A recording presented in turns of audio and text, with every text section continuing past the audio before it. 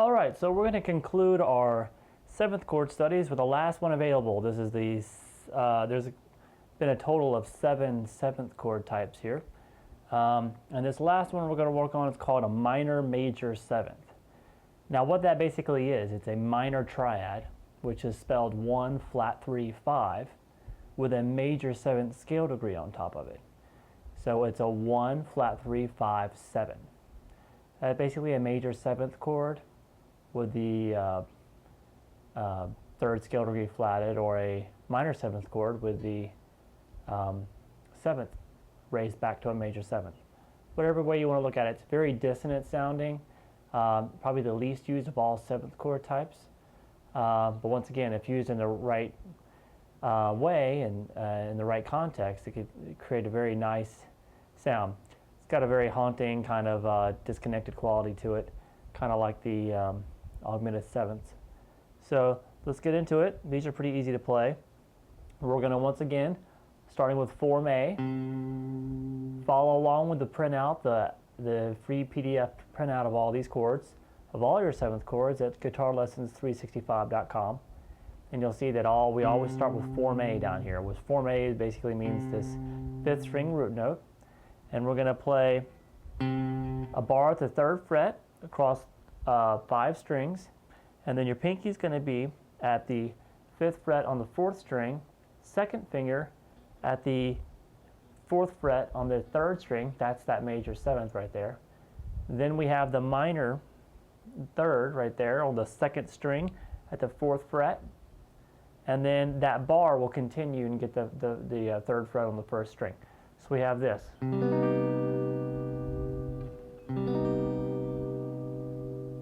Anybody out there scoring any horror films, these would be great. All right, so that's Form A. Of course, after Form A, continuing in the caged sequence, after A comes G. So off this same C on the 6th string, these are all C minor major 7th chords. We have the pinky at the 8th fret, and then on the 5th string, the 3rd finger at the 6th fret. This one's kind of a stretch. And then the 2nd finger at the 5th fret on the 4th string, and then the 1st finger on the 4th fret, 3rd string. Once again, just these bottom 3, 4, 5, and 6 strings. Okay, this next one, Form E, I wrote it out one way on the sheet, but it's basically a couple ways you can do it here. The way I wrote on the sheet is basically this: a full bar at the 8th fret, then your 3rd finger at the 10th fret on the 5th string, and then the 2nd finger at the 9th fret on the 4th string. And then you have it. But I think sometimes it sounds good to get that major 7th scale degree. Right now we have it right here. And sometimes it's supposed to be, you know, the sound of the chord is really that major 7th. So we can also find that here at the 12th fret with your pinky on the 2nd string. The only thing is you really don't want to play this. That sounds fine right there if you stop on the 2nd string, but if you got that full bar going and you have that C on the top, on the 1st string, it'll sound like this. And they really clash because they're only a half step apart.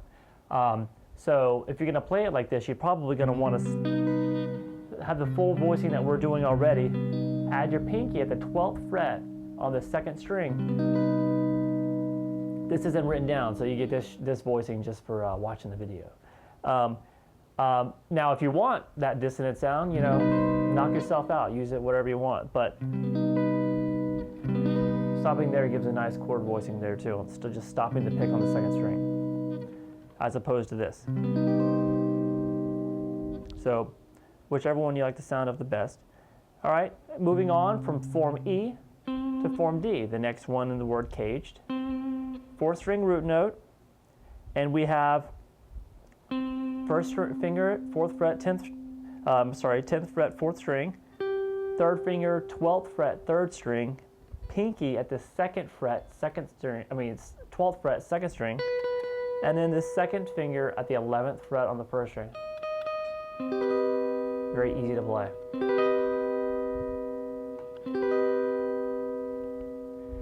And our last one, form C. Going back around at the beginning of the word caged. This C found on the 15th fret on the 5th string, pinky. Your second finger at the 13th fret on the 4th string, and then a bar across the 12th fret for the 3rd and 2nd strings. Now you're just going to strum the 4 middle strings here.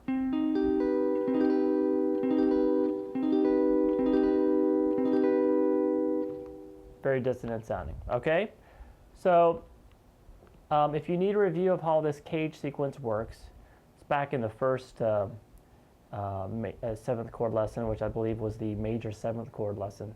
There was a brief explanation of the cage sequence. But then now you should have all 7 chord forms that you can just play on off of each one of all form A's are played off the same root note. So there's a form A for major 7ths, minor 7ths, dominant 7ths, augmented 7ths, diminished 7ths, minor 7 flat 5s, minor major 7ths.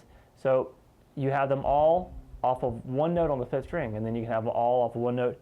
So you should be able to do that and just look at them and you can see how they're relate to one another, just if you can play them all off the same note. All right? I hope you guys like these 7th chord studies. This is kind of like an exhaustive approach to it, but it's if you see them right on top of each other in the one chord form, they're very easy to memorize, and then you can really start going on to doing a lot of extension chords. An extension is anything that's past the 7th, so a 9th, an 11th, and a 13th. All right? So we'll be getting into those too. So have fun with these, and please go to guitarlessons365.com. Get your downloads there, and watch the other lessons, and please support the site in any way you can. I appreciate it. Bye-bye.